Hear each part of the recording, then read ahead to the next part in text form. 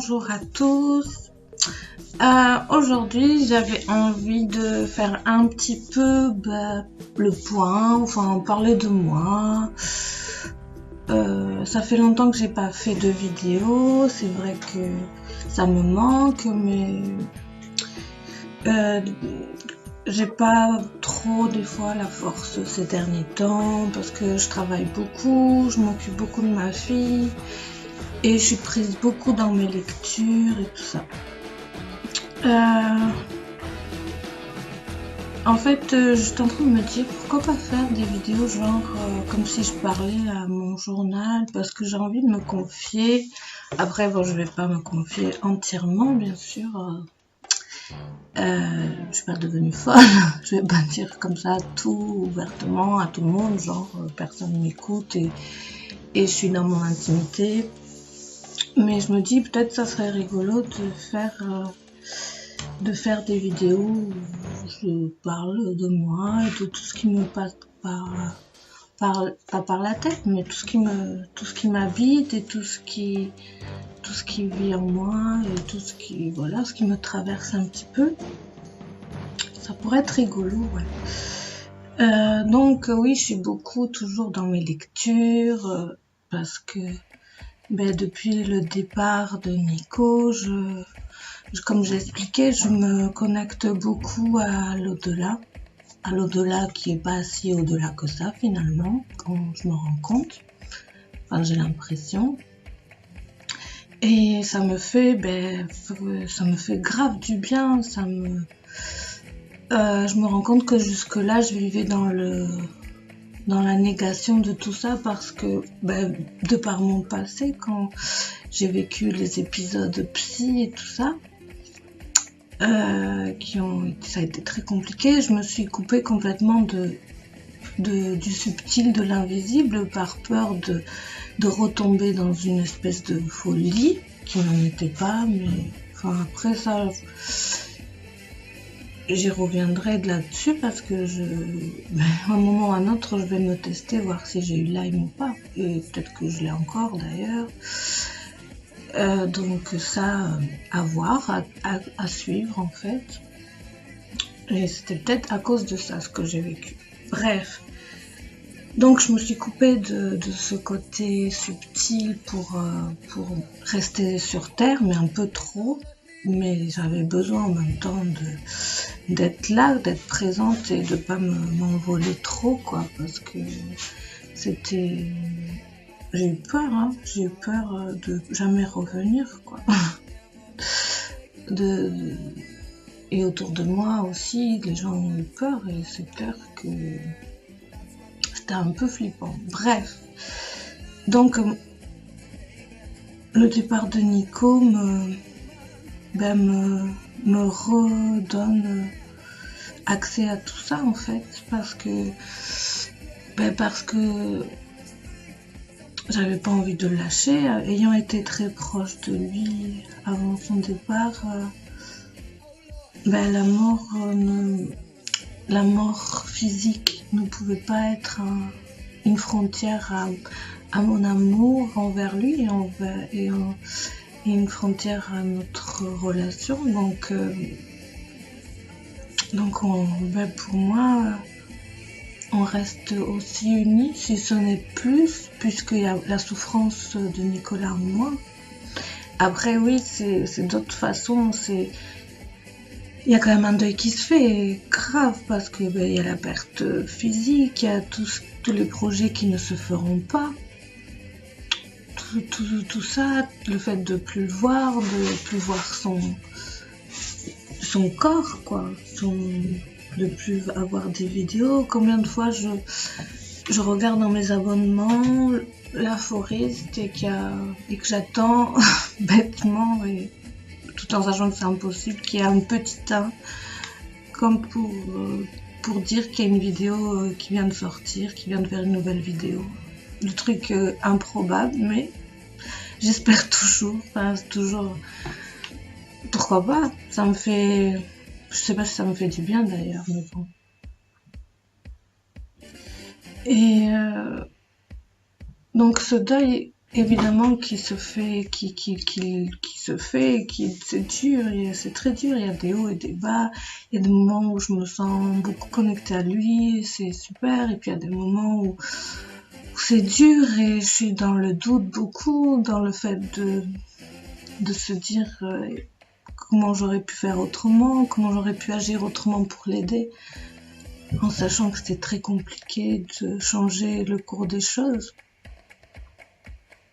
Et j'ai essayé, il a essayé, plein de gens ont essayé autour de lui aussi. C'était aller contre ça, c'était comme aller contre un tsunami, quoi. Donc ça me fait du bien de reconnecter à tout ça. Enfin, c'est même pas, je me suis même pas donné le choix. Ça s'est fait, c'est comme ça. Et j'ai vu par la suite, j'ai beaucoup lu que beaucoup de gens s'ouvrent à l'autre monde, aux autres mondes après le décès de quelqu'un de très proche, d'un parent, d'un ami très proche, d'un conjoint. Parce qu'on veut pas le laisser, parce que c'est normal, on reste uni à la personne et tout se dévoile, quoi. Et c'est assez fantastique, merveilleux, en tout cas, ça fait du bien de se rendre compte que la mort finalement existe, oui, d'une certaine façon, mais que ça continue quand même. Après, le mental, il est dur. Hein. Le mental, il veut pas lâcher l'affaire. Le mental, mon mental a eu tellement de prise là-dessus qu'il veut pas lâcher l'affaire. Donc j'ai encore beaucoup de moments où je me demande.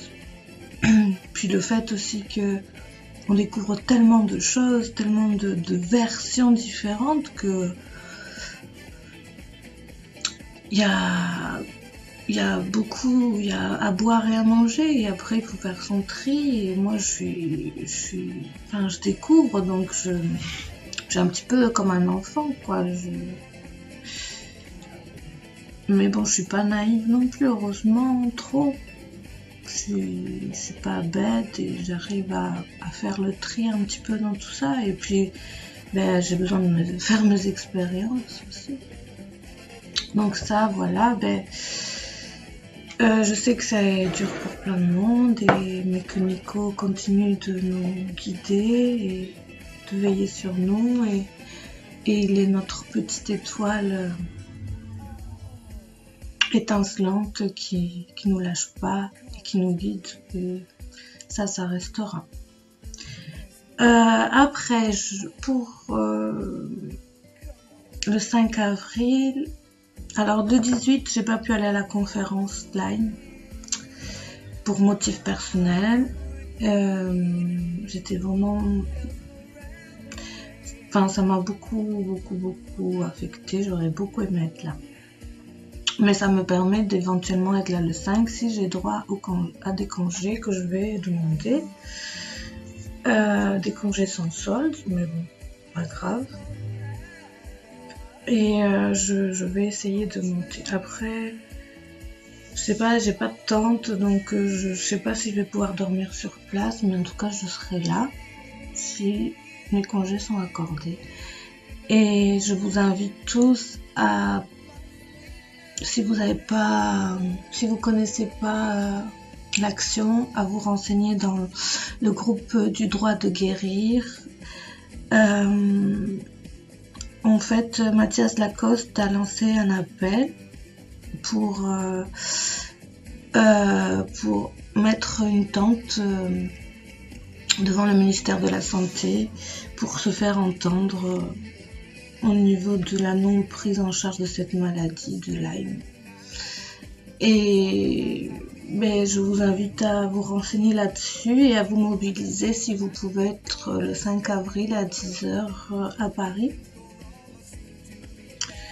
Et sinon, aider d'une façon ou d'une autre, et puis d'être présent déjà virtuellement et de soutenir moralement les gens et s'entre-soutenir surtout.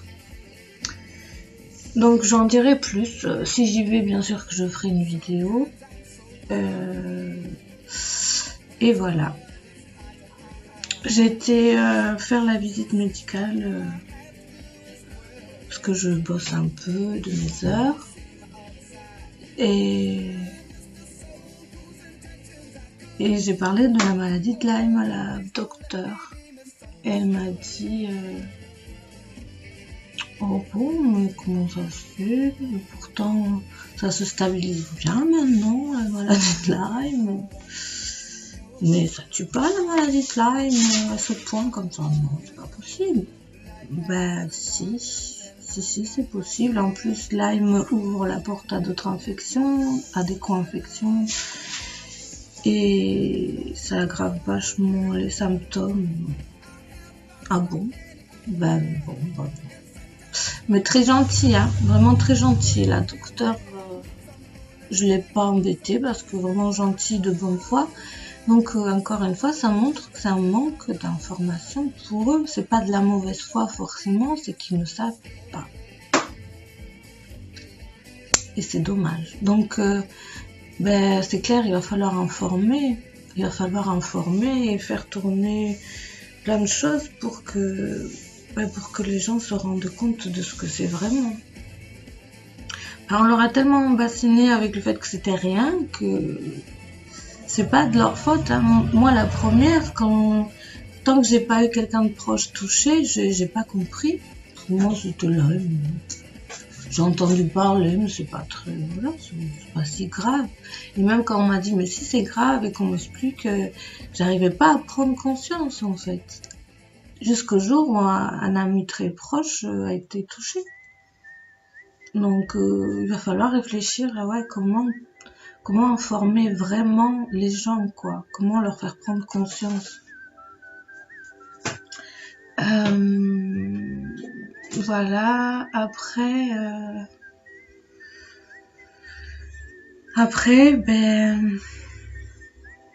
sinon, déjà c'est pas mal. Je vais pas faire une vidéo trop longue.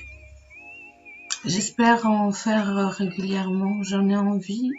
Et vraiment, c'est important pour moi de continuer à parler déjà de Nico, à continuer à le faire vivre à travers des vidéos, à travers tout.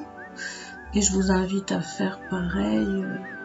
C'est important de continuer à le faire vivre, je pense. Et en tout cas, je ressens profondément dans mon cœur que Nicolas va bien. Ça, c'est pour ceux qui croient en quelque chose après la mort. Pour ceux qui croient pas en quelque chose après la mort, je vous embête pas là-dessus. C'est votre choix et je le respecte vraiment. Moi, je l'ai fait aussi un moment et je pense que c'est nécessaire aussi de pas penser à tout ça parfois et voilà. Mais pour ceux qui y croient, je sens vraiment profondément que Nicolas continue près de nous, parfois près, parfois plus loin, parce qu'il a aussi des choses à effectuer et à faire, mais en tout cas, il veille sur nous et c'est l'important. L'important, c'est qu'il continue et qu'il aille bien et qu'il souffre plus. En tout cas, merci à lui, merci Nico de tout ce que tu as fait pour nous et de tout ce que tu continues à faire. Et en tout cas, sois fier de toi, vraiment, tu peux. Et voilà, à plus tard. Je parlerai sûrement de plein d'autres choses. J'ai tellement de choses des fois à dire, mais pas le courage d'allumer la caméra et trop de fatigue. C'est vrai, trop de fatigue ces derniers temps. Il faut du temps pour récupérer. Il faut du temps, il faut être patient et voilà. Il faut que ça se fasse, il faut que ça passe. Et merci à tous, en tout cas, à ceux qui me suivaient, à ceux qui me regardaient. Et prenez soin de vous. Et faites attention aussi à ceux que vous aimez, aux gens qui vous entourent, si vous pouvez. Et voilà. À bientôt. Ciao.